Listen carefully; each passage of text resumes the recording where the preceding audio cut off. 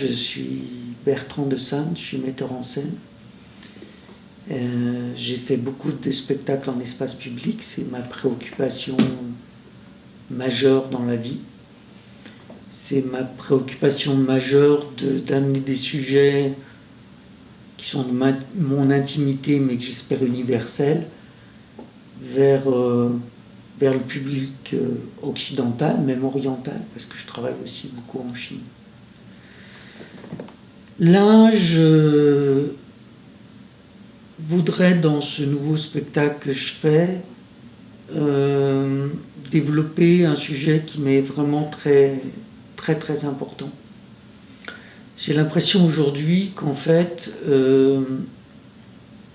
tout le monde est sollicité dans l'engagement et que l'engagement devient une consommation.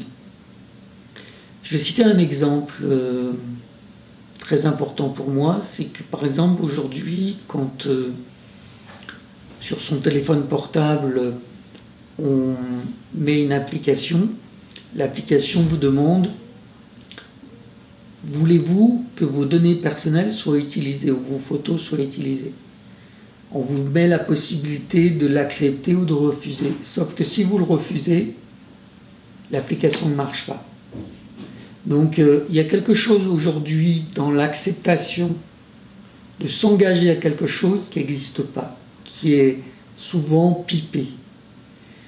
S'engager vraiment intérieurement, c'est quelque chose qui coûte, qui est un risque, qui est quelque chose qui sollicite une réelle acceptation, une prise de risque, et non pas seulement un acte de consommation.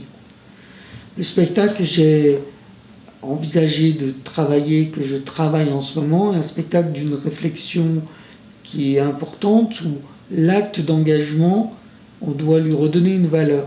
Autrefois, l'engagement, c'était un engagement social, et surtout social. On s'engageait dans les ordres, on s'engageait à l'armée, on s'engageait au mariage. Toutes ces formes d'engagement étaient une façon de se reconnaître dans le collectif.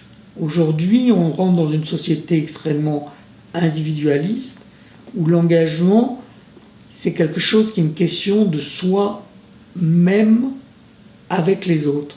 Et c'est un débat intérieur très important. Je crois qu'en fait, la question centrale de l'engagement aujourd'hui, c'est qu'il y a une profusion d'engagement.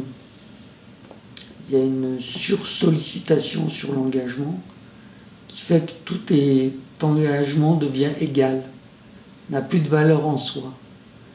C'est un petit peu comme quand on réserve une table de restaurant par internet, on peut se permettre de ne pas y aller. On est engagé, mais on n'y va pas. On n'y va pas parce que finalement, on a fait un clic sur un ordinateur ou sur un téléphone, et que finalement, qu'on y aille ou qu'on n'y aille pas, finalement, ça n'a pas d'importance. Et en fait, c'est quelque chose qui est complètement utilisé aujourd'hui, qui fait que on attend toujours en retour, ou que qu'on attend toujours en retour quelque chose, ou qu'on a droit à quelque chose. En fait, quand on s'engage, ça on donne une partie de soi-même. Et donc, si on donne une partie de soi-même, c'est très important de se dire comment on s'en nourrit aussi. Comment on se nourrit en retour de quelque chose. Et c'est vrai qu'il se pose la question aujourd'hui de est-ce que la parole encore est engageante aujourd'hui. Donner sa parole, comme on dit, c'est quelque chose qui peut être important ou pas important. Si sa parole est en accord avec soi-même au moment où on dit oui, et peut-être demain ça sera autre chose. Donc en fait, la malléabilité de l'engagement est très importante. C'est quelque chose qui a une porosité très importante. La certitude d'un jour n'est pas la certitude du lendemain. Donc en fait, qu'est-ce qui fait la différence? C'est l'intégrité. C'est-à-dire reste en accord au moment où on le dit avec ce qu'on est. Que ça bouge après, c'est pas très important.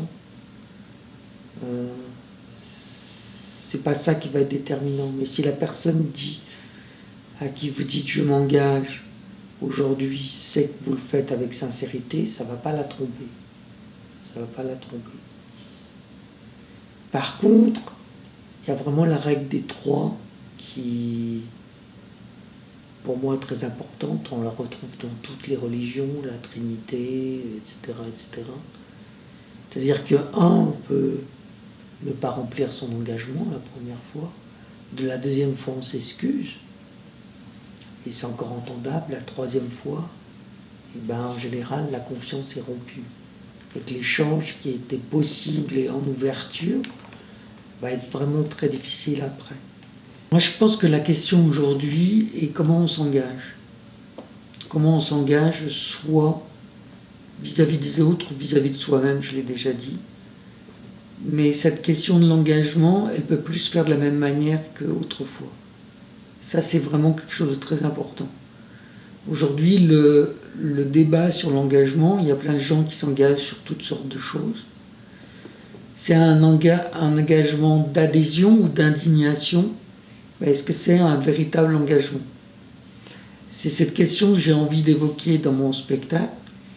Donc mon spectacle, en fait, va solliciter les gens sur l'histoire un petit peu de l'engagement, va solliciter les gens sur l'engagement aujourd'hui et va poser la question de l'intime de l'engagement. Ce que je pense que ça peut prendre comme forme, et que ça doit prendre comme forme, c'est la forme d'un entresort exposition au début qui va déboucher sur un spectacle.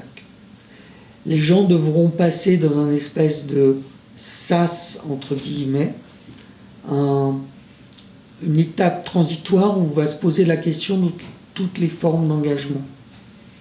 Et leur poser la question de leur propre engagement.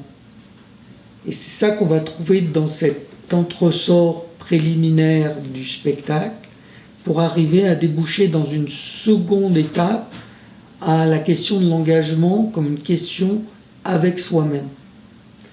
Et c'est donc quelque chose qui forme un tout cohérent. Et c'est pour ça que le spectacle s'appelle « Je me suis engagé, oui, mais j'ai oublié ». C'est pas qu'on oublie de s'engager, mais on a oublié de pourquoi on s'engage. On a oublié de qu'est-ce qui entre vraiment en jeu et qu'est-ce qui entre pour moi en jeu quand je m'engage. Alors moi, il y a une chose qui est très importante pour moi dans la création, c'est que je ne travaille pas avec des interprètes.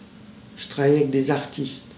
Je travaille avec des gens qui s'engagent eux-mêmes à produire quelque chose en relation avec ce sujet. Et après, par imprégnation, j'essaie d'utiliser tous ces éléments-là pour construire le spectacle. Ça ne m'intéresse pas de travailler avec des interprètes parce que je ne veux pas des exécutants. Je veux que ce soit des gens qui, effectivement, y mettent chacun de soi-même.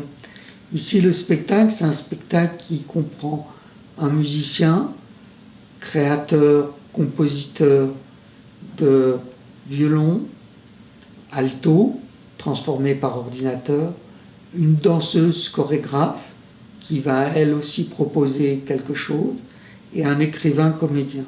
Donc on essaie de couvrir un petit peu des champs qui sont transdisciplinaires et avec un engagement qui est propre à chacun. La danseuse ne va pas s'engager de la même manière dans le projet et dans la création artistique que le musicien ou le compositeur. De même pour le comédien ou l'écrivain, en fait. Et donc chacun y met une part de soi-même. Donc en fait c'est tout un travail de résidence qui se fait depuis plusieurs années, un travail de réflexion aussi avec des gens, des penseurs, des ouvriers, des philosophes, ce genre de choses. Ce travail, c'est un travail de fond. C'est un travail avec plusieurs manières d'envisager cette thématique. Et c'est le dénominateur commun, la chose la plus importante qui va se dégager du spectacle.